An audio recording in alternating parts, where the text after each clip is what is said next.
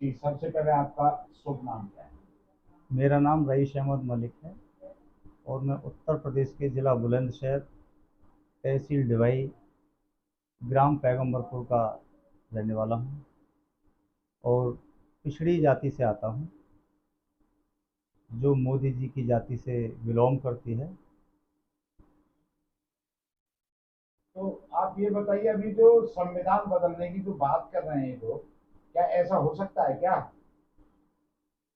संविधान कौन लोग बदलना चाहते हैं? भारतीय जनता पार्टी के लोग। भारतीय जनता पार्टी के द्वारा बनाए हुए प्रधानमंत्री माननीय नरेंद्र मोदी जी भी संविधान की देन है, वरना एक घांची माली तेली जाति के समाज के व्यक्ति को कौन भारत का प्रधानमंत्री बनाता? जी। तो अगर जो लोग संविधान बदलने की बात करते हैं वो तो मोदी विरोधी लोग हैं। अगर आज किसी गरीब को कुछ फायदा मिल रहा है, मैं तो ये कहना भी चाहता हूँ कि जो लोग इस देश के अंदर एक बात कहते हैं कि हम संविधान बदलना चाहते हैं, अपना संविधान लाना चाहते हैं, उनकी बेटियां भी भारतीय संविधान बाबा साहब डॉक्टर अम्बेडकर के द्वारा बनाए हुए संविधान से भारत की प्रधानमंत्री बनी है, वरना उनको भी मौका नहीं मिलता। जैसे जनरल कास्ट के लोग बोलते हैं कि हमें क्या फायदा हुआ, कुछ लेडीज बोलती हैं लेडीजों के लिए क्या फायदा हुआ, उसके बारे में बताएंगे क्या? अगर भारत के अंदर आज इस देश की IG, DIG, collector, commissioner, ADM, SDM, थानेदार, तहसीलदार, master, teacher, engineer, PM, CM, राज्यपाल, इस देश की अगर लेडीज आज बनी हैं, राष्ट्रपति बनी हैं, मुर्मू जी राष्ट्रपति बनी हैं, तो वो इस देश के संविधान की देन है, किसी पार्टी की देन नहीं है। वरना इन लेडीजों 1950 से पहले जो भारत का संविधान नहीं था, जो बाबा साहब ने नहीं बनाया था, वो पहला जो इस देश का जो कानून चल रहा था उसमें भारतीय नारी को कुछ बनने का अधिकार नहीं था।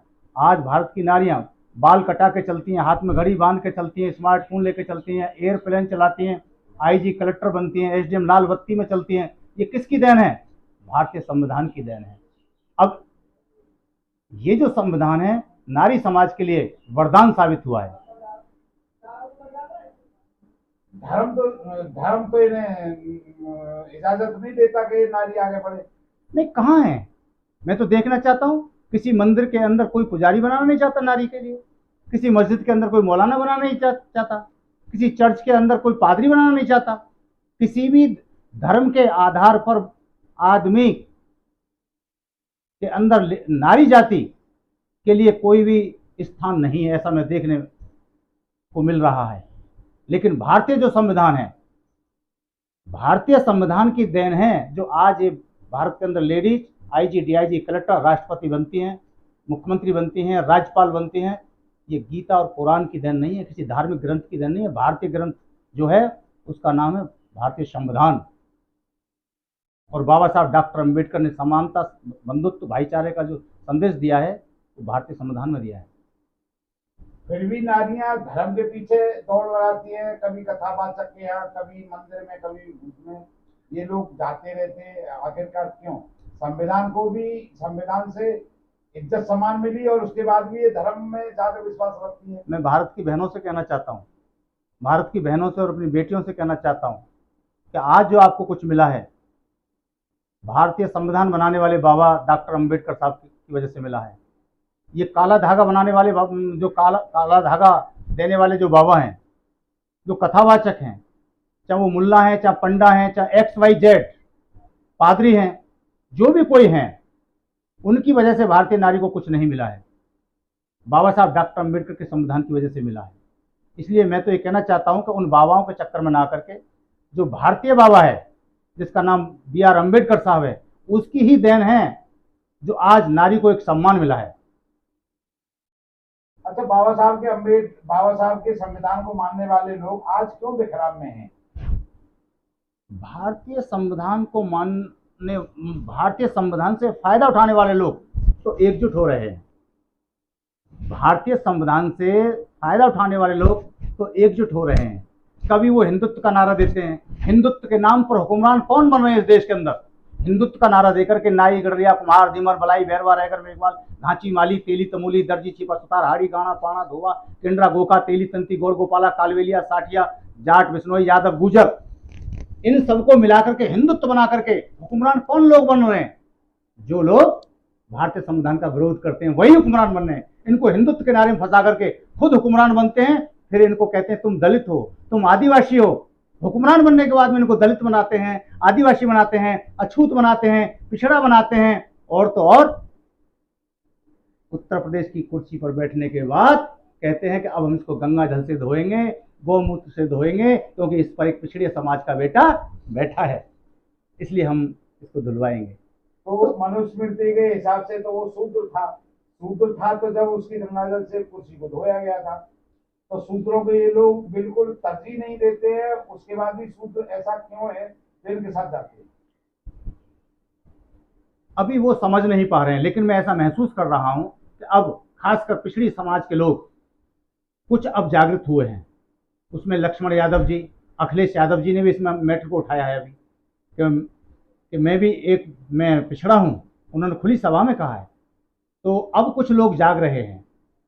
किसान जो खासकर चौधरी समाज है, जाट समाज है, वो भी कह रहे हैं हम किसान लोग हैं, हमको इन लोगों ने गुमराह करके हमसे वोट लिया है। तो अब हिंदुत्व के नारे में अब ये पिछड़े समाज के लोग, जिनकी आबादी इस भारत के अंदर 52% है, तो 52% वाला हुक्मरान बनना चाहिए या 8%, 60% या 15% वाले लोग हुक्मरान बनने चाहिए?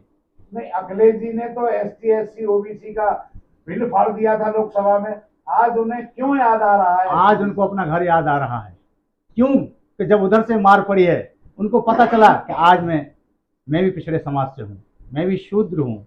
तब उनको एहसास हुआ, जिस दिन वो गंगा जल से धुलवाया गया, गौमूत्र से धुलवाया गया, जब उन्हें एहसास हुआ कि वास्तव में मेरे साथ में अन्याय हुआ है, तब उनको अपनी याद आई। कोई बात नहीं, देर आए दुरुस्त आए, आज पिछड़ा समाज जाग रहा है और पिछड़े समाज की आबादी, तो भारतीय लोकतंत्र में वोट की कीमत है। वोट की कीमत है। वोट चाहे मोटा आदमी डाले, चाहे पतला आदमी डाले, 18 साल की उम्र है, चाहे नारी है, चाहे पुरुष है, किसी भी जाति धर्म का व्यक्ति है, वोट से राजा बनेगा।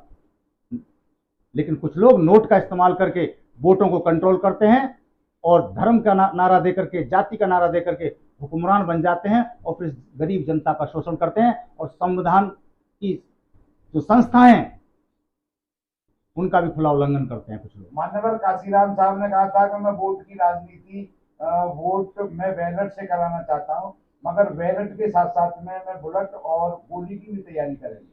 देखिए, इसमें मेरा कहना यह है, जिस समाज का राजा होता है वो समाज ताजा होता है। मान्यवर कांशीराम साहब भारतीय राजनीति के आधुनिक नेता नहीं, एक मसीहा हैं। और उन्होंने यहाँ वो करके दिखाया, एक गरीब समाज की बेटी को भारत के सबसे बड़े सूबे का एक मुख्यमंत्री बनाया। उन्होंने परिवर्तन करके दिखाया। कुम्हार के बेटे को मिनिस्टर बनाया, नाई के बेटे को मिनिस्टर बनाया, वाल्मीकि समाज के बेटे को मिनिस्टर बनाया। वंचित समाज के लोग, कश्यप, कहार, केवट, मल्ला, निषाद, इन समाज के लोगों को मंत्री मिनिस्टर बना करके शासन प्रशासन में भागीदारी दी। तब वो बहुजन बना और बहुजन बना करके तब एक दलित समाज की बेटी को भारत के सबसे बड़े सूबे का मुख्यमंत्री बनाया। ये उनका बहुत बड़ा प्रयोग था। तो मान्यवर कांशीराम साहब ने भारतीय संविधान को अच्छी तरह से पढ़ा और बाबा साहब को पढ़ा, और उसकी बदौलत जिस समाज का राजा होता है वो समाज ताजा होता है, और जिसके हाथ में राज होता है उसको साधन संसाधन मिलते हैं, उनके लाइसेंस बनते हैं, उनके चाहे वो शस्त्र के लाइसेंस हों, चाहे वो कॉन्ट्रैक्टर के लाइसेंस हों, चाहे वो यानी हर क्षेत्र में उनका विकास होता है। तो आज सैनी, राजभर, मल्ला, ये लोग तो फिर बीजेपी को लिए सपोर्ट करते हैं मान्यवर काशीराम के साथ रह करके। नहीं, समाज तो समझ रहा है, लेकिन इनमें जो चंद लोग हैं वो अपनी खातिर, अपनी एक कुर्सी की खातिर वो समाज को गुमराह करते हैं। ऐसे वो मुस्लिम समाज में भी लोग हैं। ऐसा नहीं है मुस्लिम समाज में लोग ना हो, दलित समाज में ना लोग हों। हर समाज में जो चंद नुमाइंदे हैं जो अपना स्वार्थ चाहते हैं, समाज का हित नहीं चाहते, वो तो आज भी हैं, कल भी रहेंगे। बाबा साहब के टाइम पे भी थे, बाबा साहब को भी हराया था अपने समाज के लोगों ने। जिनको बाबा साहब ने रजिस्ट्रेशन दिलवाया, जिनको संसद में पहुंचाया, उन्हीं लोगों ने बाबा साहब को हराया था। अगर मोमडन 22% और SC 22% दोनों एक जगह हो जाए तो शायद कुछ होगा। देखिए, बहुजन जो राजनीति है, मानवर जो काशीराम साहब ने दी है, बहुजन राजनीति आपका ही तो भारत है। ये बुद्ध का भारत है, संत कबीर का भारत है, संत रविदास का भारत है। भारत तो इन्हीं का है, बहुजनों का ही भारत है। लेकिन बहुजनों की जो लीडरशिप है उसमें जो बिखराव आया है उससे नुकसान हुआ है। वरना दलित समाज में, एससी समाज में, शेड्यूल कास्ट के लोगों में जो एक मेजर समाज है, जिसको कहीं बलाई बोलते हैं, कहीं बैरवा बोलते हैं, कहीं मेघवाल बोलते हैं, कहीं जाटव बोलते हैं, कहीं रैगर बोलते हैं, कहीं पाण बोलते हैं उड़ीसा के अंदर, कहीं कहीं कई कई नाम दिए गए हैं हर प्रदेश के अंदर। ये जो समाज है, इसलिए बहन मायावती जी को माननीय कांशीराम साहब ने मुख्यमंत्री भारत का बनाया था, उसी समाज में से निकाल करके कि ये समाज अगर एकजुट हो जाता है तो भारत के अंदर जो माइनॉरिटी समाज है, अल्पसंख्यक समाज है, बौद्ध है, ईसाई है, जो माइनॉरिटी में मुस्लिम आते हैं जिसकी आबादी ज़्यादा है, अगर ये एक जगह होते हैं एससी एसटी माइनॉरिटी, तो सत्ता किसके पास में जाएगी?